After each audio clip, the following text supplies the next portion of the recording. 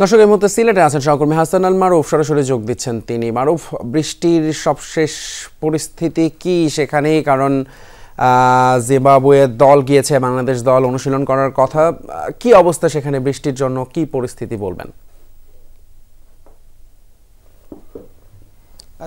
বৃষ্টির কারণে সকালে জিম্বাবুয়ের যে অনুশীলন সেখানে মাত্র 30 মিনিটের মতো তারা অনুশীলন করতে পেরেছিল। সকাল থেকেই সিলেটে প্রচুর বৃষ্টি, এরপরে 30 মিনিটের অনুশীলন শেষে আবারও প্রায় ঘন্টা খানেকের মতো বৃষ্টি হয়, যার কারণে জিম্বাবুয়ে তাদের যে নির্ধারিত সময় ছিল 10টা থেকে 1টা পর্যন্ত, সেই একটা সময় তারা আসলে অনুশীলন করতে না পেরে পরবর্তীতে টিম বাসে আবারও তারা হোটেলে ফিরে যায়।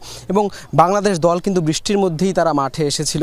তবে এখন আসলে চিত্রটা একটু ভিন্ন, রোদ উঠেছে সিলেটে এবং আমরা দেখতে পাচ্ছি মাঠকর্মীরা মাঠ প্রস্তুত করছেন যত দ্রুত সম্ভব। এবং বাংলাদেশ দল তারা কিছুক্ষণ আগে জিম করেছে, জিম সেশন শেষে এখন মাঠ প্রস্তুত হওয়া মাত্রই তারা আবারও আসলে অনুশীলনে নামবেন। ব্যাটিং, বোলিং, ফিল্ডিং অনুশীলন হয়তো আমরা দেখতে পাবো আজকে। এবং আবহাওয়ার যে পূর্বাভাস সেটি হচ্ছে আজকে 3টা থেকে আসলে আর বৃষ্টির কোনো সম্ভাবনা নেই। সেই জায়গা থেকে বলাই যায় জিম্বাবুয়ের জন্য কিছুটা, জিম্বাবুয়ে দল কিছুটা দুর্ভাগা হলেও বাংলাদেশ দল হয়তো আজকে অনুশীলন করতে পারবে।